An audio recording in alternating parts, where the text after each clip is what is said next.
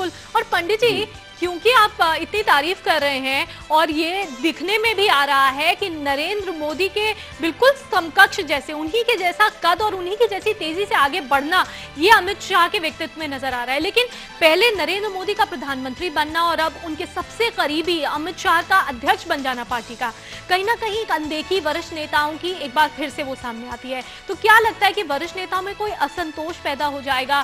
क्या आपको नहीं लगता है कि आने वाले वक्त में इसकी वजह से बीजेपी में पुराने और वरिष्ठ नेताओं का एक अलग धड़ा तैयार हो सकता है?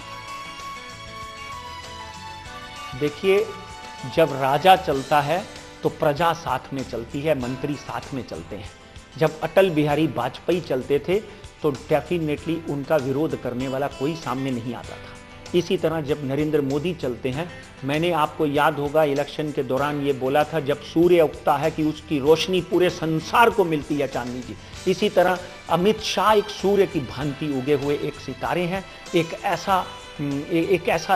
ऐसी शख्सियत है जिसकी रोशनी जो है उसमें सबको नहाना पड़ेगा। उसके विरोध में खड़े होकर कोई फायदा नहीं है। उन लोगों को ये बात साफ साफ नजर आ चुकी है कि अगर किसी पहलवान के साथ कुश्ती में जीत नहीं सकते तो उसको गले लगाकर मित्र बना लेना बहुत जरूरी है। इसलिए अमित शाह एक ऐसे पहलवान है जिसको हर भारतीय जनता पार्टी का नेता मित्र के रूप में देखेगा, शत्रु के रूप में नहीं।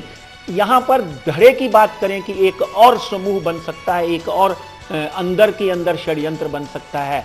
उस चक्रव्यूह में एक बात ध्यान से सुन लीजिए, उस चक्रव्यूह को भारतीय जनता पार्टी के दो नेता तोड़कर कभी के आगे बढ़ चुके हैं, एक नरेंद्र मोदी और एक अमित शाह। उस चक्रव्यूह कर छेद कर उन्होंने ये महसूस करवा दिया है इन सब खिलाड़ियों को, भारतीय जनता पार्टी के, चाहे वो माननीय लाल कृष्ण आडवाणी हो, चाहे वो मुरली मनोहर जोशी हो, जो दिग्गज नेता हैं, कि यहां पर अगर किसी की चलेगी, अगर इस चक्रव्यूह को अभिमन्यु की तरह छेद सकते हैं तो वो नरेंद्र मोदी और अमित शाह। मैं झूठी तारीफ नहीं कर रहा हूं, पहले भी तारीफ कर रहा था, अभी भी तारीफ करता हूं। और यहां पर इनको दो चीजों का ध्यान रखना पड़ेगा जो बहुत इंपॉर्टेंट है अमित शाह को।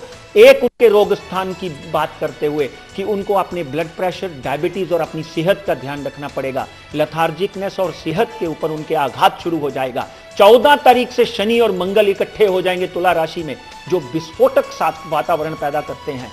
इसलिए माननीय नरेंद्र मोदी, देश के पंत प्रधान, और हमारे अमित शाह जी जो हैं, उनको अपनी सुरक्षा का विशेष ध्यान रखना पड़ेगा। कहते हैं कि मंगल और शनि जब भी इकट्ठे होते हैं तो कोई ना कोई ऐसा कांड जरूर होता है, कहीं ना कहीं कभी कभी विमान की दुर्घटना होती है, नेताओं के ऊपर अटैक हो सकते हैं। इन चीजों को नकारा नहीं जा सकता, चांदनी जी, तो अपनी सुरक्षा का ध्यान जरूर रखना पड़ेगा।